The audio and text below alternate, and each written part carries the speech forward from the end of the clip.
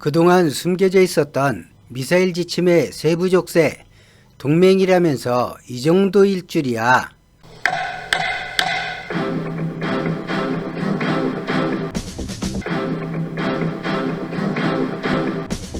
한미 정상회담에서 문재인 대통령은 미사일 주권을 모두 되찾았다고 밝혔습니다. 오늘은 미사일 지침 해제가 북한, 중국, 일본에 어떤 위협을 주고 우리 안보에 어떤 장점을 가져오는지를 살펴보고 그동안 중량과 사거리 외에 우리가 잘 알지 못했던 제약사항을 살펴보겠습니다. 탄도미사일은 미국이 제약했지만 사거리와 중량에서 순항미사일은 자유로웠다고 알려졌습니다. 그래서 한국은 순항미사일에 매달렸고 세계 4위의 순항미사일 강국이 되었다고 우리는 알고 있었습니다. 그런데 이번에 밝혀진 세부 제약사항에는 순항미사일처럼 제트엔진을 쓰는 미사일의 경우 탄두 중량 500kg을 넘지 못하도록 제약하고 있었습니다. 2010년 사거리 1500km 현무시가 실전 배치되자 중국이 동아시아 안정을 해친다며 잠깐이지만 반발한 적이 있습니다. 순항미사일 강국이지만 사거리 500km인 현무A가 탄두 중량 500kg, 사거리 1000km인 현무B도 500kg, 현무C까지 탄두 중량이 500kg이었습니다. 1톤, 2톤을 기술이 없어 못 만든 것이 아니라 500kg이 미국이 정한 제한이었던 것입니다. 이뿐만 아니라 한국이 운용하는 무인 항공기의 무기 탑재 중량도 2500kg을 넘으면 안 되었습니다. 그뿐만 아니라 우주로켓 발사 방식을 지상 고정식 발사로 제한해 선박에 발사장치를 설치해 해양에서 발사하거나 항공기를 이용한 공중발사도 못하게 했으며 차량을 이용해 이동하며 발사하는 것 자체도 불가능하게 만들었습니다. 이런 제약은 발사 후 추락 위험 때문에 발사 장소가 지극히 제한될 수밖에 없고 극소수의 장소만 특정되므로 개발 자체에 심각한 제약사항이 있었습니다. 이런 상태로는 민간 기업이 우주산업에 참여한다는 것 자체가 불가능했습니다. 군사력 순위 세계 6위라는 대한민국 국군이 자체 정찰위성 하나 쏘아 올리지 못한 근본적인 원인이 되기도 했습니다. 이 족쇄가 풀리자마자 우리 국방부는 2022년 정찰위성을 올리겠다고 발표했습니다. KF-21 보라매에 현무4를 달고 날씨 영향을 받지 않고 연료도 적게 소모하면서 구름 위에서 발사할 수도 있습니다. 선박에 발사대를 설치해 동해나 남해, 서해 어느 곳이든 추락 위험 걱정 없이 발사할 수도 있습니다. 고정식 지상 발사대가 아닌 차량을 이용한 발사도 가능해졌습니다.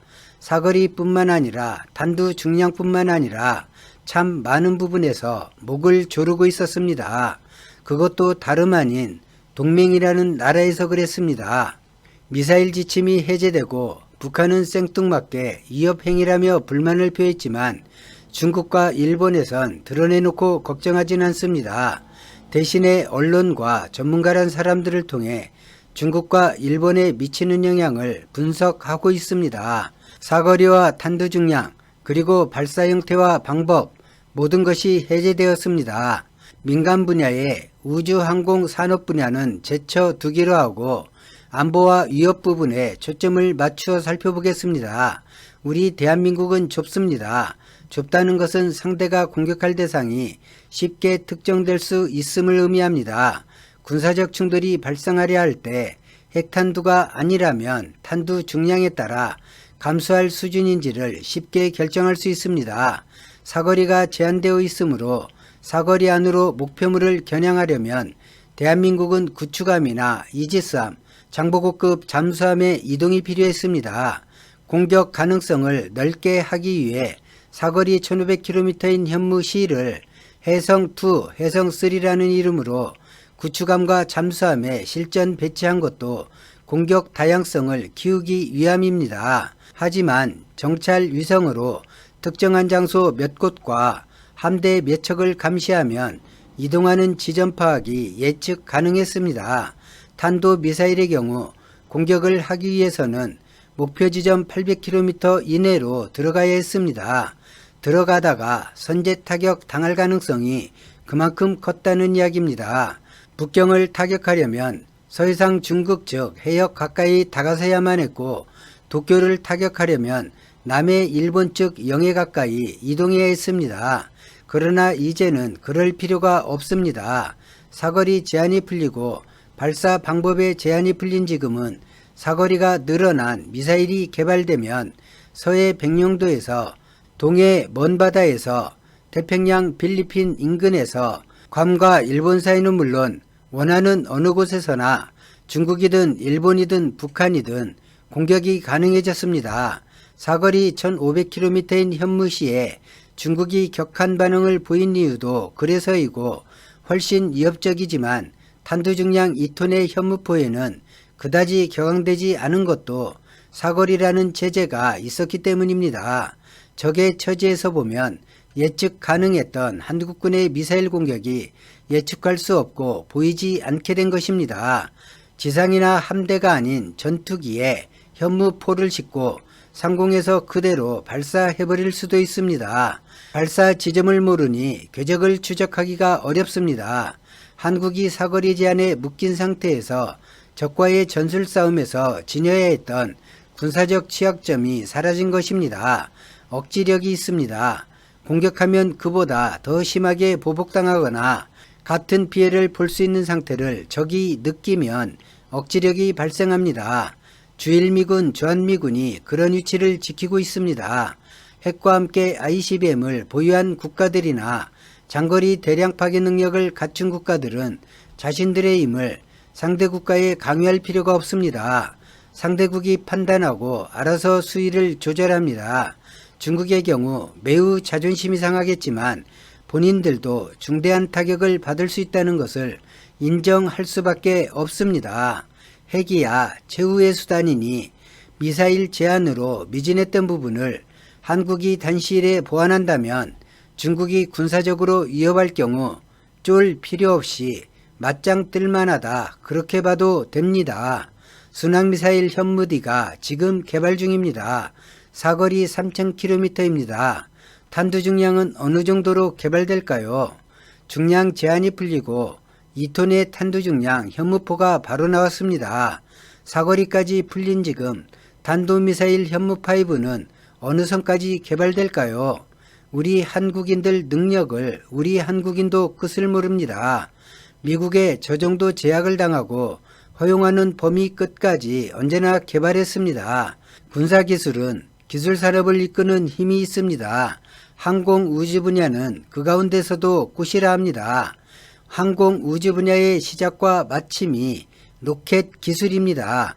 끝으로 북한이 왜 저런 반응을 하는지 간략하게 살펴보겠습니다.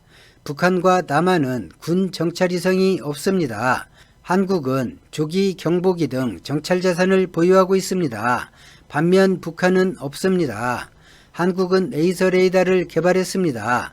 위성에도 탑재가 가능하다는 이야기가 됩니다. 반면 북한에 그런 일은 꿈과 같습니다. 그리고 중요한 건 대한민국은 그런 걸 실현할 자본과 기술이 있다는 것입니다.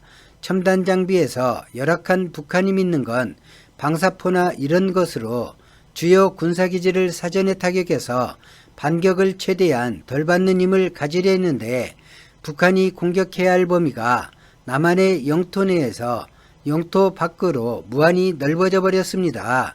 그러지 않아도 나날이 군사력 경제력 격차가 심해지고 있는데, 단 하나의 우위였던 미사일 분야도 자신감이 확 떨어져 버린 것입니다. 민감하게 반응하는 것이 어쩌면 당연할 수 있지만 그냥 태연한 척 하는 것이 더 나을 뻔했습니다. 자기가 호랑이라며 자세란 자세는 다 잡다가 하늘에서 떨어진 새똥 맞고 고래고래 비명 지르는 꼴이 되었습니다. 그래도 알긴 하겠죠. 현재보다 더 강해지는 미사일이 북한이 주 목적이 아님을 말입니다. 정당성과 명분이 있다면 떠들고 요구하는 만큼 얻어낼 수 있습니다. 미군에 간섭받는 세세한 사항은 뒤로 하더라도 이제 전작권을 넘겨받을 차례입니다. 여러분이 보아주는 조회수나 적어주는 댓글 하나하나가 정부와 미국에는 힘이 되거나 무거운 압박이 될 것입니다. 김정은 국무위원장이 정신 차리고 코로나 공포에서 벗어나 국경문을 열고 남북 빗장을 풀고 북미 남북 대화에 성실히 임해주면 그래주면 좋겠습니다. 오늘 영상은 여기까지입니다. 고맙습니다.